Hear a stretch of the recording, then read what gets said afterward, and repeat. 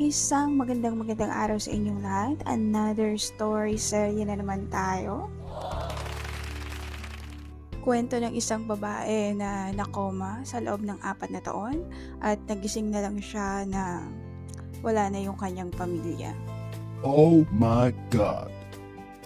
So before we proceed, papalitan ko lang or magsasalang ako ng aking online game sa ating screen para hindi naman tayo mainggit dyan sa super sweet na couple sa ating screen. So ano pang hinihintay natin? Let's get started.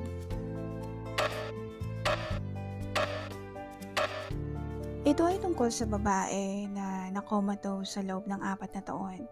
Meron siyang 2 anak, ang kanyang panganay ay babae, 7 taong gulang, at ang kanyang bunso naman na lalaki ay 4 na taong gulang sa kasalukuyan.